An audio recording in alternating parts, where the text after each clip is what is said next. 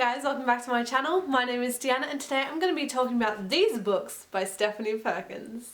Alright, so I read Anna and the French Kiss a while ago and recently read Isla and the Happily Ever After for RibSat, so I kind of thought that I should do a little review slash talky thing about it, and so here it is.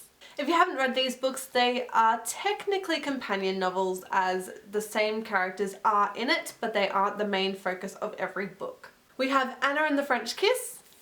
Oh, I hit myself in the face. What's with me doing that?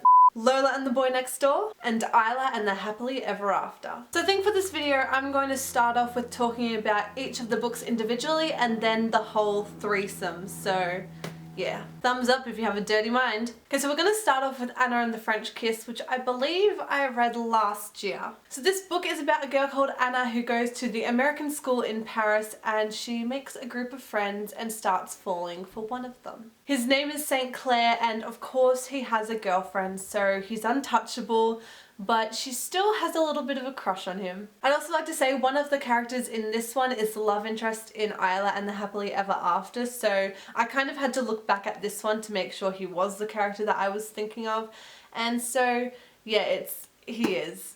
He's in this book. But yeah, being a contemporary, it is very girl meets boy, girl falls for boy, and then there's some complications, but you know, they get drawn together, and I don't want to spoil it, and I'm sorry if it spoils anything, but it's kind of not a spoiler because you know what's gonna happen. I think out of all three covers, this is my favourite, although I'm not a massive fan of pink, but I do like the cover and I do like how it's written with a little heart, and just it's just my favourite cover of the trio. I know I didn't say much about Anna and the French Kiss because frankly, A, I don't remember a lot of it, and B, not a lot happened to my recollection.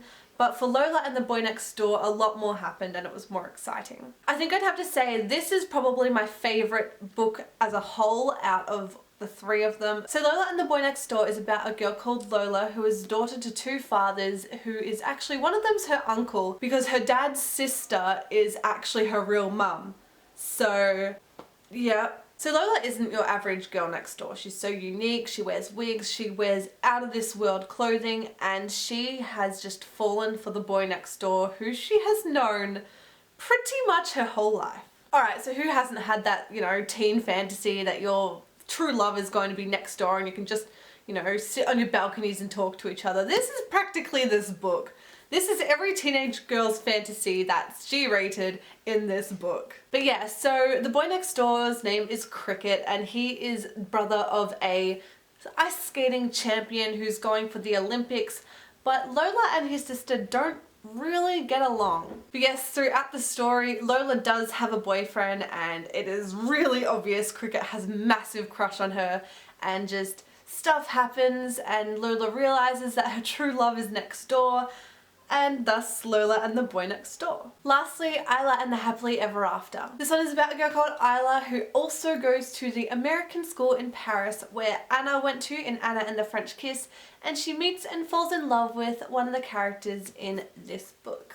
Thought his name was Zach, his name is actually Josh. My mistake. Still the same character though. But yes, it is the same as the other two novels. Girl meets boy, girl falls for boy, boy falls for girl, and happily ever after. I have to say this one has my favourite ending in it just because of how it's worded, and it's just, it says here comes the happily ever after, and that's just the little girl in me, the Disney side of me coming out because I got a bit giddy and excited. Alright, so with the three books, I love how the covers complement each other, and of course I had to get the three matching covers because I would go a bit OCD if I didn't have the three matching covers. But yeah, so the three books, I love the way they're all written, although they do have very similar plot lines because it is a kind of contemporary that you want to read if you want to fall in love with characters and fall in love with the places they visit. Although each of the girls go about it very differently. Obviously St. Clair in Anna and the French Kiss had a girlfriend.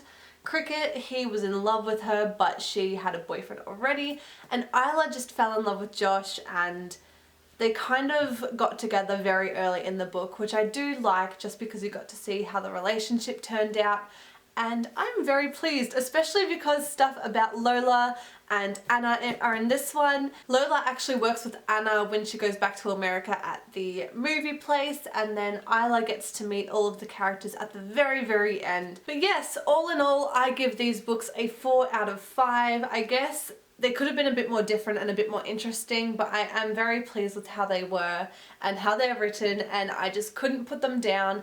So yes, that's my 4 out of 5. And with that said, I want to thank you for watching this video. Click a thumbs up if you enjoyed it, or subscribe to me if you want to see more, and I'll catch you next time. Bye!